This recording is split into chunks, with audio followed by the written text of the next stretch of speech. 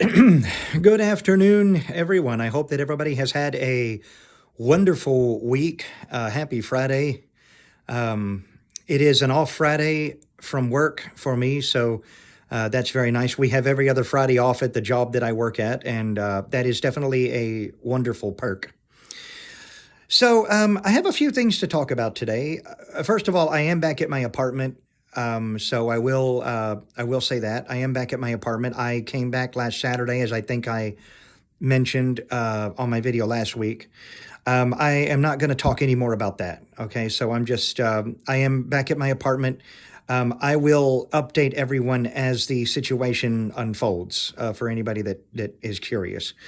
Um, so, anyway, a couple of things. First of all, I want to follow up to my comments last Friday about OneBlocker versus NordVPN. So, a thing to keep in mind here. What I have learned over the past week of playing with this is that OneBlocker will, when it is enabled, cause NordVPN to disconnect, even if AutoConnect is enabled. And when you open NordVPN, it will say that you need to connect for better security. So what I have found helpful um, for me in my particular case is that even so, I have my home Wi-Fi listed as a trusted network, which was my plan.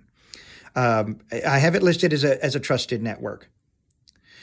Um, and uh, but even if Nord pauses, when you launch OneBlocker, it is going to cause the app to turn off.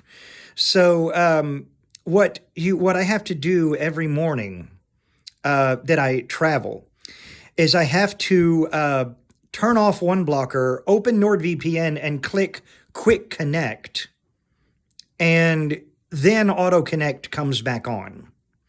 And so that is the best way to do this. And I only have NordVPN connected when I'm on Wi-Fi networks.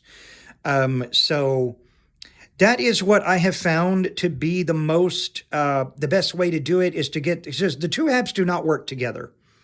Um, they um,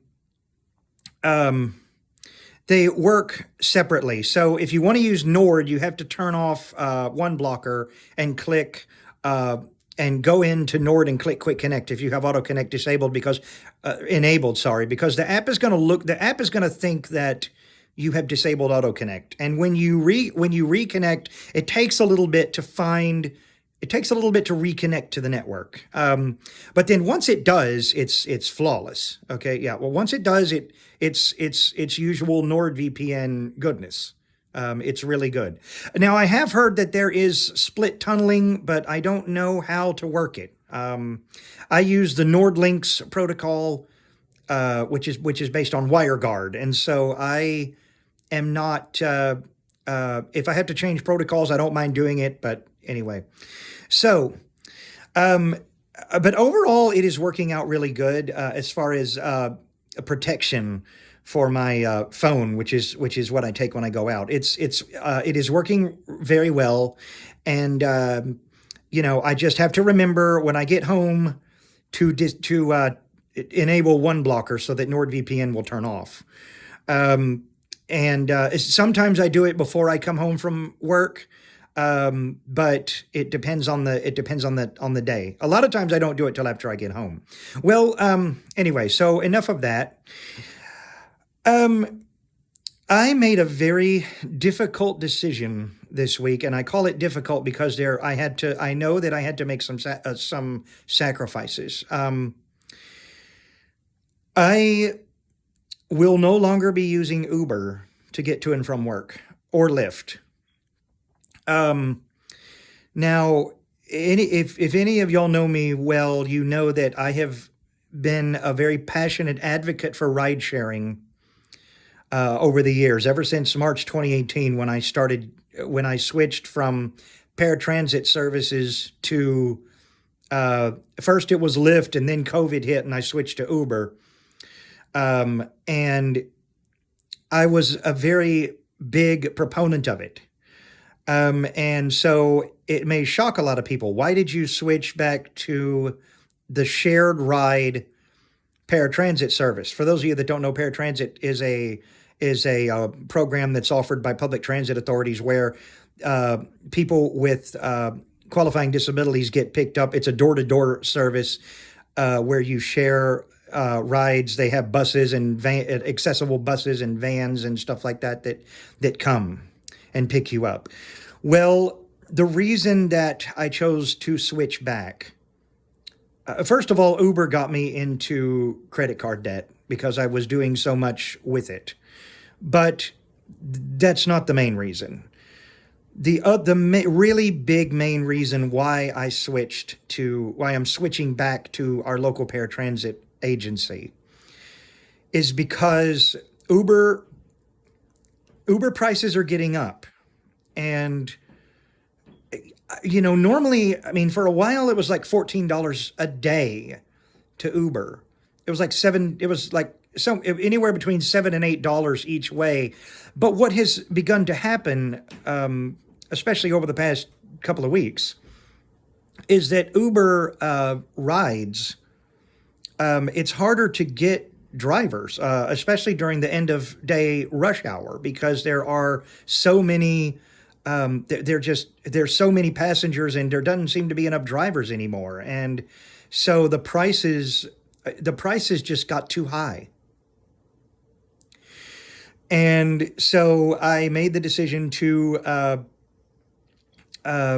get back on TARC 3, which is Transit Authority of River Cities paratransit service. And in retrospect, when I look back on it, I really should have stuck with them all along. I probably should have stuck with them all along because it would have saved me a whole lot of money and a whole lot of heartache if I had stuck with them. And I know that, there are things I'm going to miss about Ubering to and from work. There are things like, for instance, I only live about 3 minutes away from my workplace. And one thing that I thoroughly enjoyed was being able to, to take it easy a little bit, sleep in a little bit. And, I could book Uber around 6:30 most of the time and be fine. But after an incident on Wednesday morning where a driver literally could not find me and would not communicate, so drove off, and I wound up being 10 minutes late for work, that was really the linchpin. It was very bittersweet this week because I had to say a couple of goodbyes to Uber drivers that I have gotten to know over the years. Now, I am still a very big proponent of ride-sharing services, and I will continue to use Uber and Lyft for other trips that I take. But my rides to and from work are now going to be handled by public transportation. But I have another reason as well. And please understand that this is not coming from a mean place. I have no intention of coming across as mean. And if I do, I absolutely do not mean to, but I need to say something. As a hearing impaired person who is also blind, accents are hard for me. They are especially hard now with my cochlear implant, which, by the way, I will do another implant progress update on Monday morning. And boy, do I have a story about that. I will tell you. Had an incident on Wednesday and Thursday of this week that I'm going to be ranting about. So you have that to look forward to. And this is not somebody did something wrong or wronged me or whatever. This is just it's something that happened that even the patient care coordinator at the clinic I go to is annoyed. So it's not. I'm not going to be ranting about how some person treated me. It's nothing like that. It's totally different. Anyhow, so one of the things that has become a real struggle with Uber, especially over the past couple of months, is the amount of drivers that either don't speak English well or have very strong foreign accents. And I cannot tell you how many times I would have to cancel rides and ask for another driver. I'd have to double tap, find another driver, or book another ride because on the driver's profile was either in Spanish or it said he only knew Spanish. And and a couple of other languages too, but Spanish was the big one. And it was getting to the point where I was experiencing more frustration with this. And so that's another big reason, was because I was getting really fed up with the influx of foreign drivers. And again, I do not mean to say this in a racist way, and I hope I do not come across that way. I am just being honest. I believe in doing honest vlogs. I have nothing against drivers, ESL drivers driving for Uber. English is a second language. But it is getting to the point where it is just not for me. Uber is not for me on a regular basis right now. And a lot of the drivers that I've gotten to know over the years have quit driving for Uber, or they appear to have. And so it's just, it's getting to the point where I felt that it was best to go back to paratransit for work trips. And like I said, I'm not going anywhere as far as Uber. I'm going to continue to be an Uber One member and use Uber Eats because I love Uber Eats. I freaking love Uber Eats. Love it. But the other thing, and this is another thing, I am looking into moving to southern Indiana across the river, across the Ohio River from Louisville. And a lower cost of living, and also several other things. I need to get out of Louisville. I'll just say that.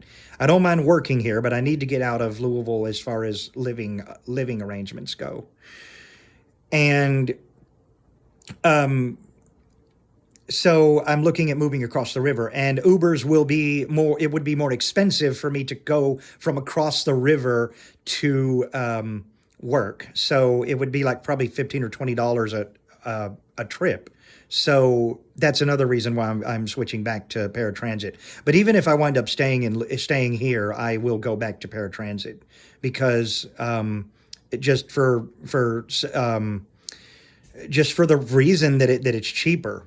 And I bought 15 strips of prepaid tickets earlier this week, so I have $225 worth of rides paid for. And instead of doing Uber every day, and the reality of it is that most of my paychecks have been going toward rideshare for years. And I spent the majority of my money on rides to and from work. That's where most of my money went. And so another reason is that I just want some spending money. It would be nice to not have to ask my parents for money so much of the time and whatever, because they have to give me money sometimes to help with other expenses, and of course I had my use of credit cards, and so it's really the reasons were many, but the main ones were cost and communication issues more times than I care to recall. And I actually had a driver who I've gotten to know over the years this week tell me, he said, "You made the right choice by going back." He said, I'll miss taking you, and I know others will too. But he said, this is you, but I think you made a good choice as far as going back to public transportation for to get to and from work. And yes, I will probably get home. I will have to leave my apartment earlier. I will have to leave earlier, and I will probably get back a little bit later, but I don't, the pros outweigh the cons here, basically. If I get home after 5, that's okay, even though I live about 3 minutes away. Paratransit is a shared ride service. So now my past experience with them has been that what they did for me when I took it for the first 2 months after I moved here, is because of my proximity to where I work, I was typically the last person to get picked up and the first person to get dropped off. So, I mean, it may be that that's the case again, because it's like I'm barely in the car for very long or on the bus for very long before I'm getting escorted to my apartment. So it's really, so it might be that, and I've noticed that our paratransit vehicles have gotten a lot better at picking people up from my workplace on time. They've gotten a lot better at it, and so that's another reason why I'm optimistic about this.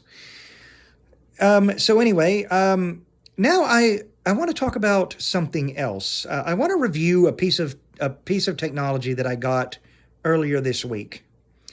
Now I'm not going to actually be showing video of this because I don't want to change any settings. So I'm not going to be actually showing you video of this and how it works, but I'm going to explain it. I have been a proponent of electric blankets for many, many years. And I have always loved them. In 2022, when the gas heat went out in my apartment, my good friend Jean got me an electric blanket, and I didn't ask her to. She just did. She got me an electric blanket, and I used it for 2 years. Now, this was one of those electric blankets. When you think of an electric blanket, the typical electric blanket, in other words, where you plug it in and there's an on-off switch, you turn it on, and then you have the knob, the analog knob that you turn to adjust the heat. And it has an automatic shut off of time of 8 hours and stuff like that.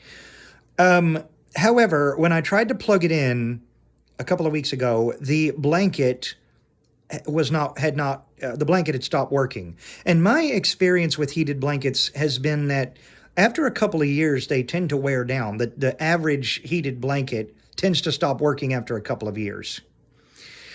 And so, I'm like, oh, great, I got to get another one. And I had to turn on the gas heat at night in this apartment just to keep it warm because I get cold very easily.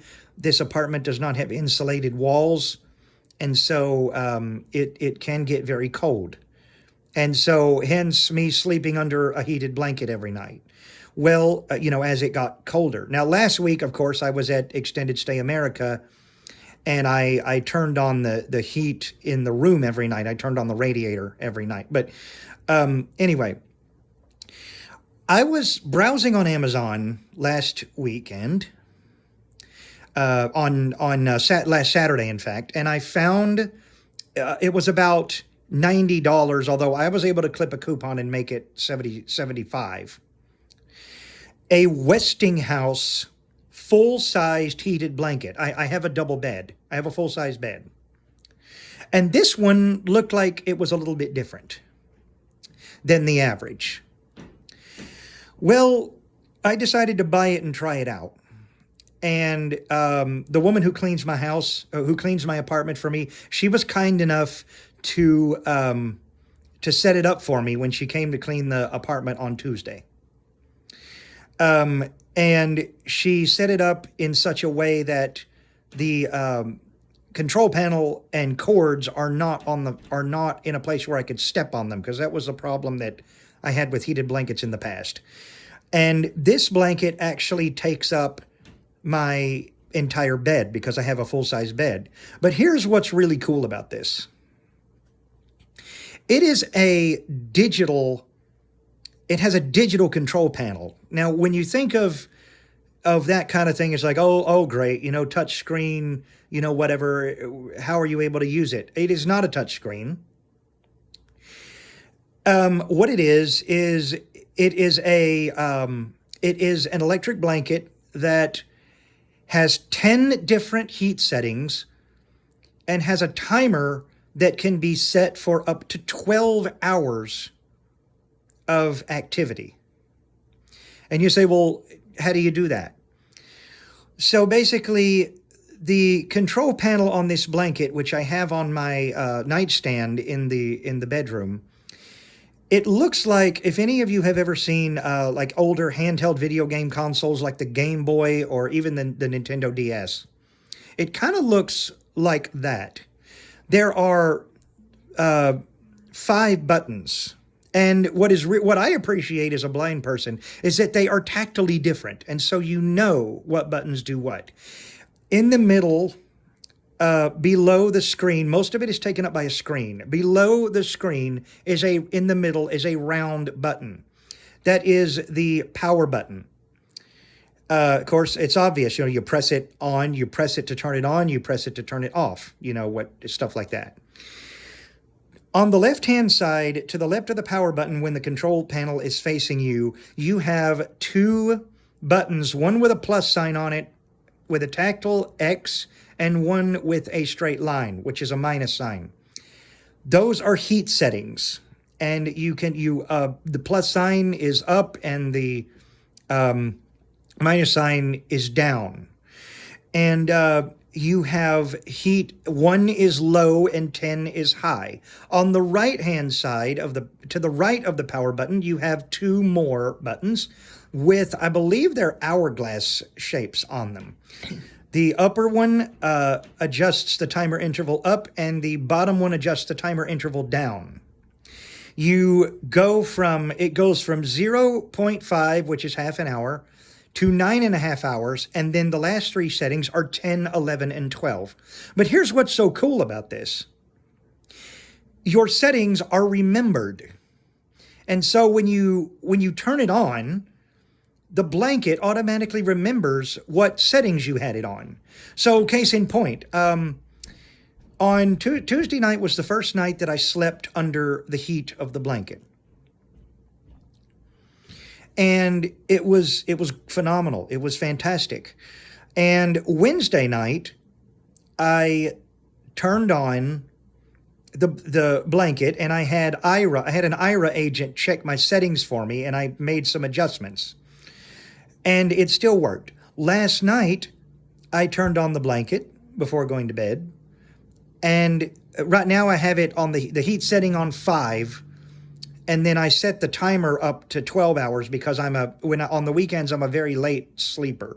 And so I sleep late. And so I set it to 12 hours so that I could have warmth throughout the majority of the night, which happened. In fact, when I woke up, the blanket was beginning to cool down. So it worked out really well. So a couple of things that I have noticed, okay, a couple of quirks. Maybe not quirks, maybe they're fail-safes, is that you do have to kind of press the heat and timer buttons to make sure that they're working when you turn the blanket back on. And I think it's mainly because, it will remember your settings, but it's like, do you want to start it now or do you want to start, that's just my theory about that. But I feel that I have finally found a long-term electric blanket that I know will work for me for hopefully many years. Was it more expensive than the average electric blanket? Yes. Amazon had given me a coupon that I was able to clip and get it for a lower price. But the typical price for this is $90. But when I slept under it for the first time, I knew that I had found a blanket that I was going to love. There was no question about it. This is an amazing, amazing blanket. So if any of you would like to know more about it, I will be more than happy to send you the link. I will also post a link in the description of this video. I will post a link to it, and so that you can learn more. But a blind person can use this blanket if you are willing to memorize the buttons and how many times you need to press them. Now, the beauty of this also is that the menus, so in other words, like when you go up to 10 and you try to press it again, it stays on 10. It does not wrap around to 1, when you're talking about heat. So the menus do not wrap. So you know where you are on the control panel all the time. So it's a very, very nice thing. Now, I believe there are other sizes of blanket. I got the full sized one, but I believe they also have twin king and queen sizes. If you are interested in that. Um, so the king and queen ones may have independent control panels on either side. I don't know about those because I don't have a queen. I have a full sized. Um, anyhow, so there you have it. The Westinghouse heated blanket. It is available on Amazon. Like I said, I will put a link to the item in the description of the video, and so you have that to look forward to. So a couple of other things going on that you can expect in the coming week. So first of all, next Monday will be another cochlear implant progress update. I will talk about that. I'm not sure when I'm going to post the video. I may do it when I get home next Monday night. I'm not sure. But, I am going to have to start getting up earlier, so I may do it in the morning before work. We will see. Oh, and also, I got my Halloween costume for next Thursday. In my department, we dress up for Halloween, and I got an inflatable alien abduction costume. So what you do is you basically, when you put it on and you blow it up, it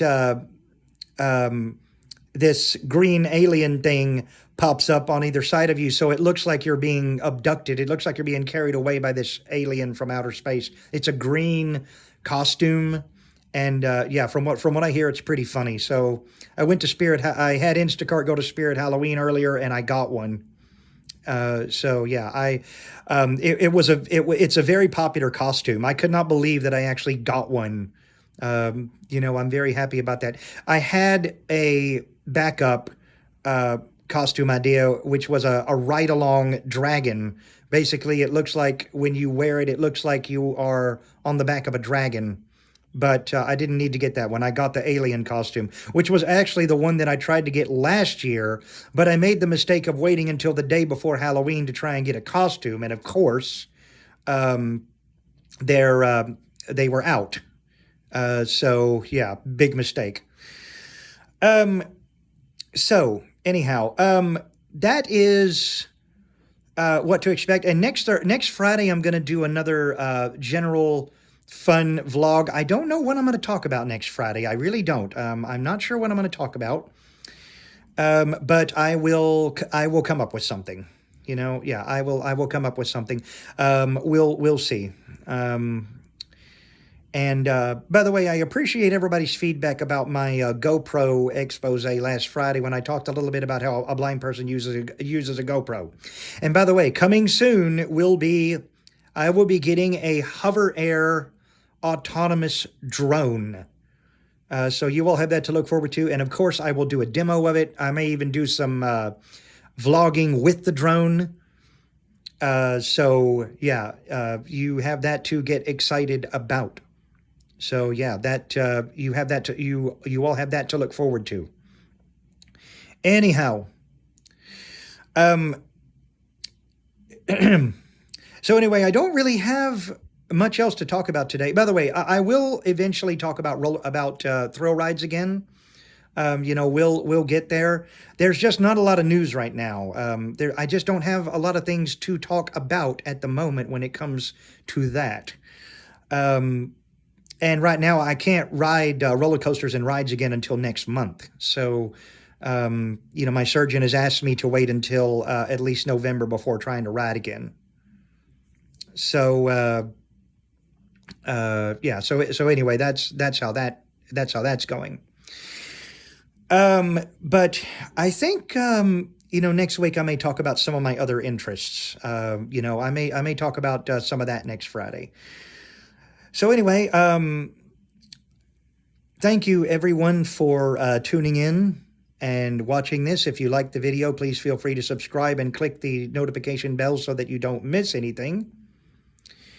And the next video from me will be the implant update on Monday with a very, depending on how you look at it, funny or bad story. about how I had to spend almost 2 days without the implant, without the sound processor on, for a very weird reason. It wasn't a bad reason. It was just something completely unexpected. So, yeah. So depending on how you look at it, you may either laugh or you may cringe. We'll see. But anyway, and maybe I'll do a video of me in the alien pick-me-up costume. Maybe I'll do a video. Maybe I'll do a bonus video next Thursday night. I don't know. But anyway, we'll see. Anyway, thank you for tuning in, and I hope that all of you have a wonderful weekend, a relaxing weekend. I know I am. I don't have any plans this weekend. I'm going to watch NFL Red Zone on Sunday afternoon. I have started doing that again. I'll talk more about that in the implant update on Monday. And so that will be fun.